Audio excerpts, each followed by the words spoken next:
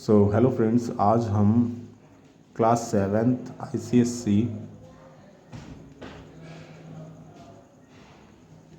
का एक टॉपिक पढ़ेंगे, that is rational number.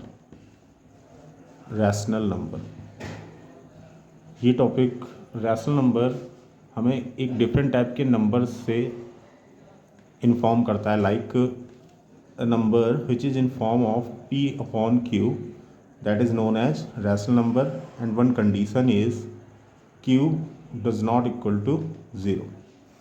Q should not be equal to 0, and second condition is p upon q should be in simplest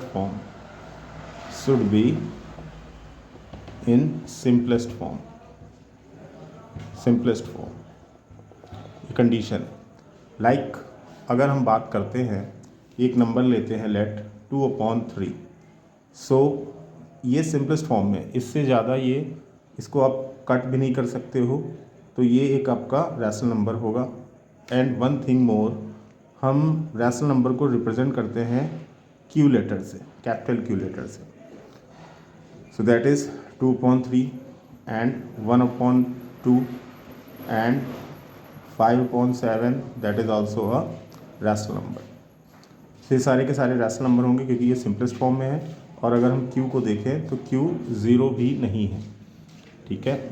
अब बात करते हैं कि एक फॉर्म होती है जिसको बोलते हैं इक्विवेलेंट कैसे होगा?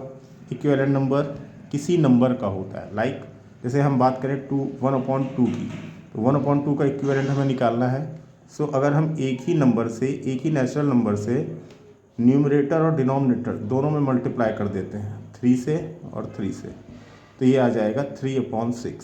सो हम कह सकते हैं 3/6 is equivalent of 1/2, equivalent number of 1/2। तो क्या 1/2 के और भी इक्विवेलेंट निकाल सकते हैं? तो बिल्कुल, 1/2 में किसी आप दूसरे नंबर से मल्टीप्लाई कर दो, लाइक 4 से, so it comes 4/8। This is also a equivalent form of rational number 1/2। Okay, so this is about rational number.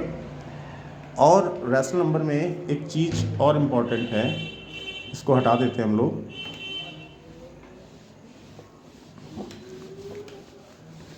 वो ये है कि अगर रैशनल नंबर में हम मल्टीप्लाई कर देते हैं किसी सेम नंबर से, तो जो रैशनल नंबर है उसकी वैल्यू में कोई चेंज नहीं आता।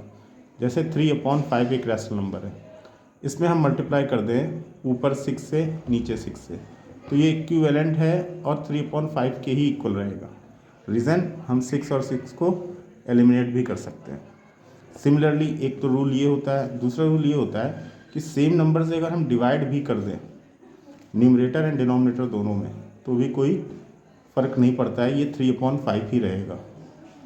सो ये दो प्रॉपर्टीज़ हैं इनकी, अगर हम मल्टीप्लाई या डिवाइड करते हैं सेम नंबर से।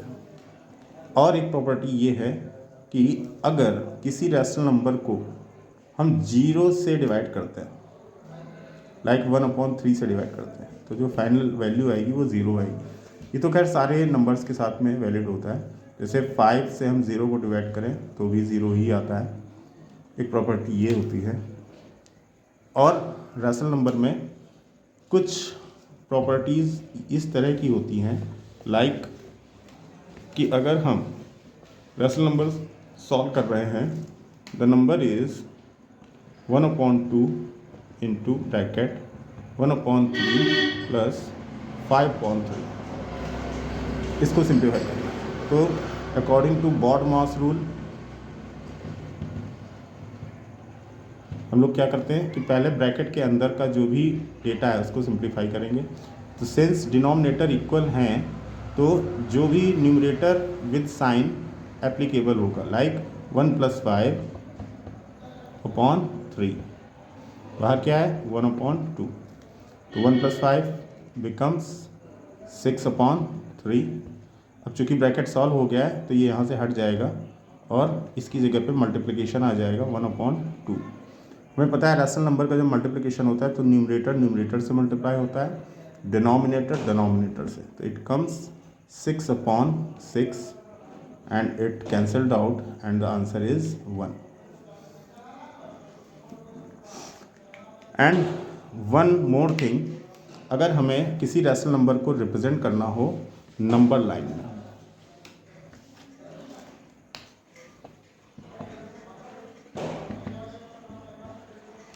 Rational number on a number line,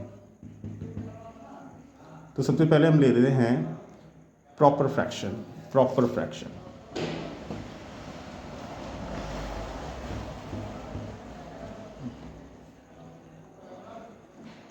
and ले लें इम्प्रॉपर फ्रैक्शन भी।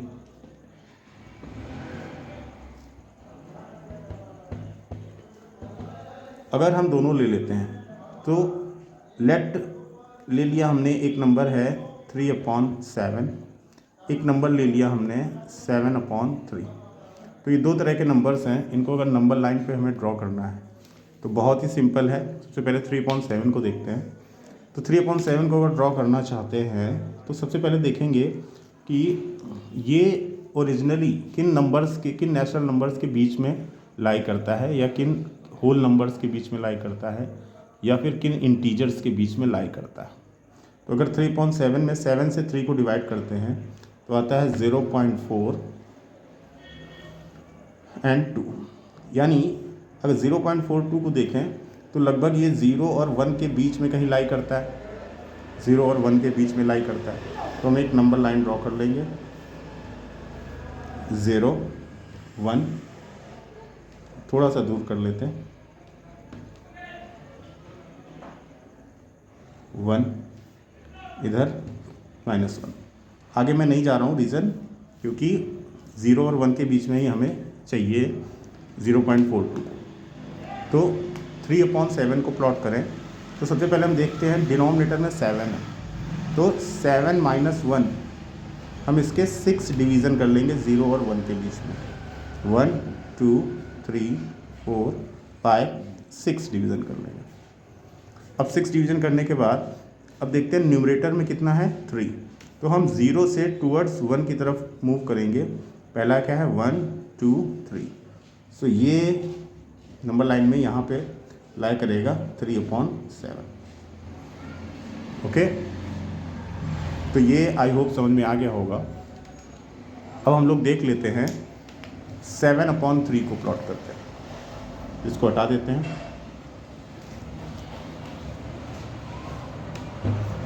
तो 7/3 के लिए सबसे पहले देखेंगे कि किन दो नंबर के बीच में लाई करेगा।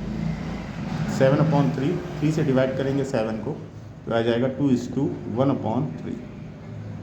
चेक कर सकते हो, 3 2 जा 6, 6 1 7।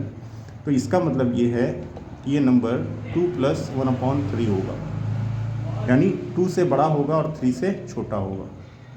2 और 3 के बीच में कहीं लाई करेगा। फिर से हम एक नंबर लाइन ड्रॉ कर लेंगे, 0 1 2 and 3। तो 2 और 3 के बीच में कहीं लाई करेगा तो हम क्या करेंगे, फिर से जाएंगे डिनोमिनेटर में कितने वैल्यू है 3, तो क्या करेंगे 3 - 1 यानी 2 सेक्शन कर लेंगे, इनके बीच में 2 सेक्शन कर लेंगे।